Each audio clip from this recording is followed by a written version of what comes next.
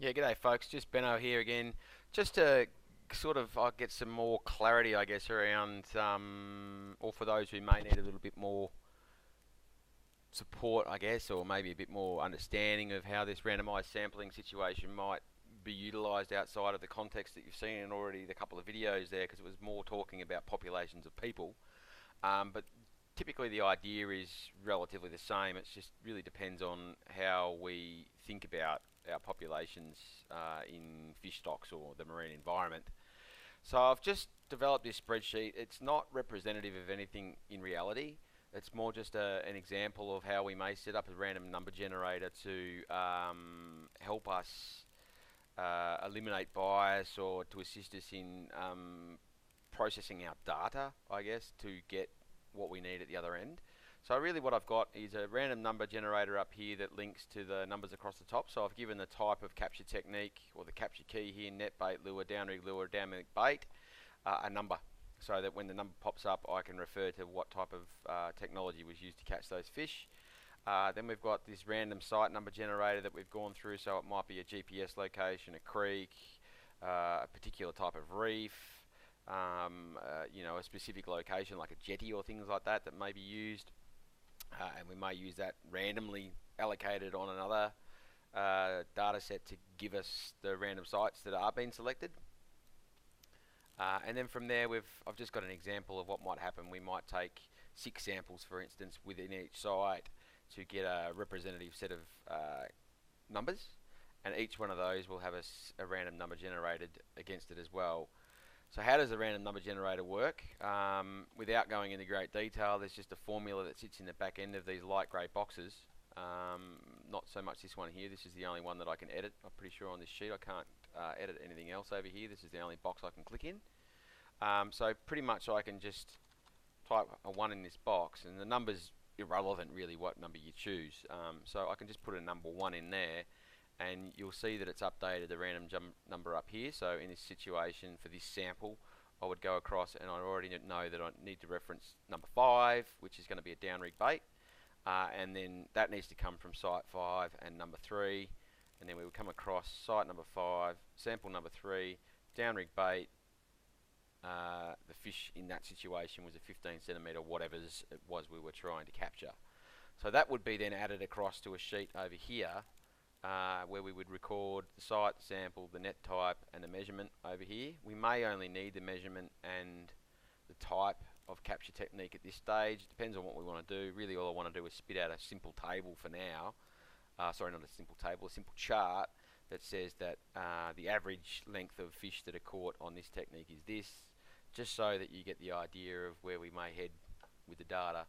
The site and the sample numbers here are only so that we don't go back and reselect the same fish from that sample. So in the instance, I think they describe it in some of those videos, we don't get site sample number 4 being site number 1, sample number 5 with the same technique. It might be site number 1, sample number 4, so on and so forth. But it's a different type, so it might be that same site. So really what we would have done over here is a sample 1 probably shouldn't be allocated this. It should have been samples 1 through to 6, 12, 18, 24, 30. So we really probably should have had 30 samples down here, so we didn't get this overlap. So we really shouldn't have had sample number 1 at site number 1 being a net, a bait, a lure, a downrig bait. That's my issue from my end when I built this. Really that should have been sample number 1 should have only been net, sample number 2 might have been a net, sample number 3 might have been a bait, sample number 4 might have been a lure, so on and so forth, until we had 6 samples from each. But I did a bit of a shortcut here just for the example of this random number generator. So what we've got over here is just a description of what's happening on the other page. Now what does happen in this, I just realised it before, when I change something over here, say I put a number in here and I press enter, it actually links across to sheet 1, so you'll notice that the number generator has changed. Oh, or has it? No, 5, 3, oh it has, so we had 5, 3 and 2 or something a minute ago, or 1, I can't remember. reality is, I think these sheets are linked up. So if I go back here and I press enter again, 3, 2, 5. No, it's not doing it. It was doing it for me a minute ago. If I go 20, press enter. Alright, so I changed it there. So the number has to change on another sheet, which is a bit of a, not too much of a concern, as long as you know that every time that the number is changed somewhere in this sheet, the number is going to update and it's going to be randomized. So what do we do with our data once it's happened? So what we can do is then classify our table out into the types of capture techniques in relation to the measurements, and then take averages or whatever it might be, or counts. Just depends on how we're going to go about it. In this situation, we just wanted to see whether there was a difference or some sort of visual discrepancy between whether a net catches bigger fish or a lure catches more fish or less fish, or whoever knows. So in this situation, we might just modify our table somewhat, or we could use a pivot table, but at this stage I'm not going to go into that with you guys.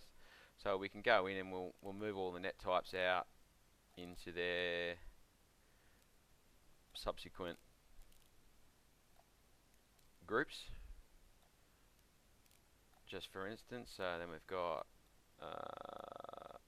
lure, alright, we've got down-rigged lure.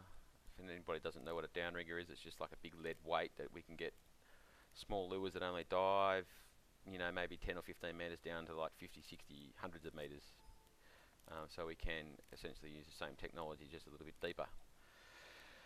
Alright, so what we might just do then is just go, let's just say we want to plot the average weight just to give us an idea of what happens in here. We just go through, where are we? Formula. Oh god, this is a little bit different to what I'm used to. Let's just go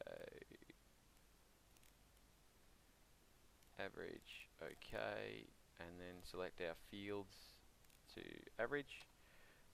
Go okay. Alright, so in this situation, the net gets us on average 105 centimetre, whatever it is that we're catching. So we can just pretty much scroll that information across. Wherever the div zeros are, you can just delete. It just means there's not enough information there. Obviously these guys over here, we might not even use them because there's not enough replication in the data to get what we want. And over here we end up with this average being a lot higher than it is in a net. Not that I need to go through and make it any bigger. So we might say, righto, we might look at this data straight up and go, right, 10 samples isn't enough because we don't get enough of these ones over here. That makes sense. We need more replication in there than just 1 or 2. 3 is probably not very powerful. This one over here's got 5 or 6 associated with it. But that would be defined in a sampling strategy that the scientists would knock out, and then they would look at this later on and go, oh crap, there's not enough data there, we need to figure out how to make the data work. It might mean going back and sampling more samples and in the same areas to get more data, and then from there reapplying the same random sampling technique associated with that. And then from there we could probably plot that out on a chart. They may even, if their sampling protocol is going towards the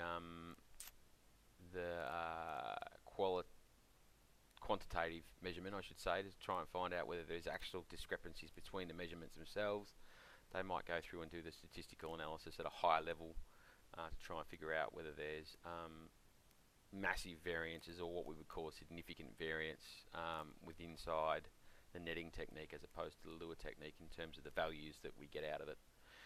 It starts to get a little bit complex, and probably not so much that you guys need to know that, but like I say in the past, you just need to be aware that these things do come out in discussions quite regularly in some meetings, depends on where you go. But the reality is you may never be involved in the actual design process, but you need to understand that these things are being thought of by the scientists, and you probably even need to just put your hand up at some stage and go, why is that being done that way? And if they can't describe it, maybe sit down with them so that they can get it sorted out at a later date, so that your clarity on it is fully understanding how it happens, as to why an impact may occur on the sampling field if you're the one doing the sampling, how that error that may happen on in the field or whatever it is translates to a problem at the other end. So for now, I'm just going to leave it at that. But yeah, these random number generators, you can quite honestly just jump onto Microsoft Excel help through YouTube or whatever and just look at how to develop a random number generator. It's quite easy. I just didn't want to go into too much detail here today. Alright, ciao.